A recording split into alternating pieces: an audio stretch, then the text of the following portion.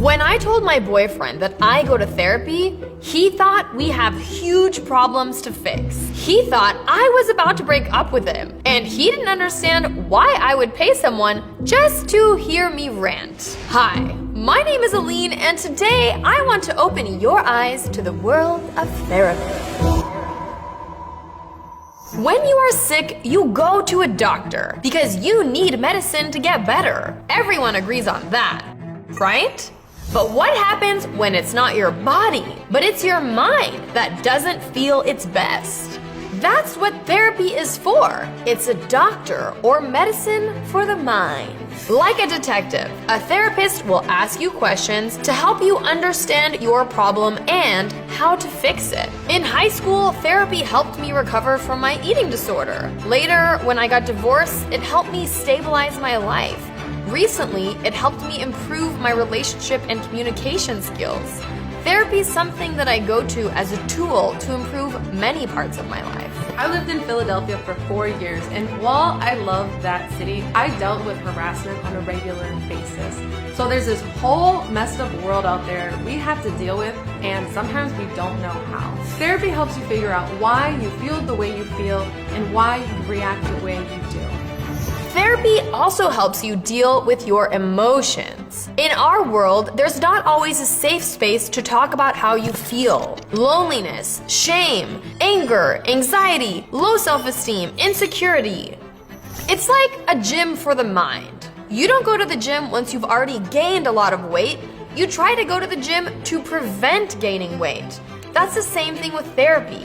It can help stop a lot of problems. So people don't just go to therapy because they're looking for like a solution to their problem. It's about maintenance of the thing you're dealing with. Well, first of all, for most of history, even doctors did not understand mental health.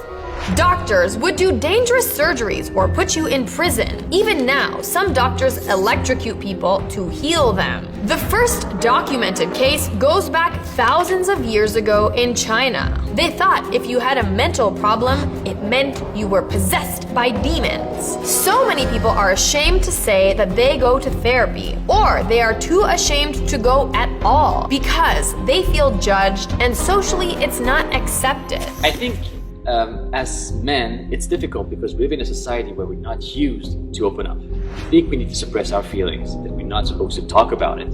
But you can talk about it. You can talk about your emotions, maybe not to a friend, but at least to a therapist. And COVID has only made things worse. In 2020, 6 times more people experienced mental illness than the year before in 2019. 56% of young people started feeling anxious, depressed, or even suicidal. Taking their own lives has increased. The thing about mental health is nobody can force you to go and see a therapist. Nobody can make you go and get help. This video is not about therapy. It's about the stigma and shame around it. 75% of Americans and Europeans are afraid to ask for help. But it's completely normal to have problems. It's okay to ask for help. That is literally why therapists exist. To make life easier for people like me and you.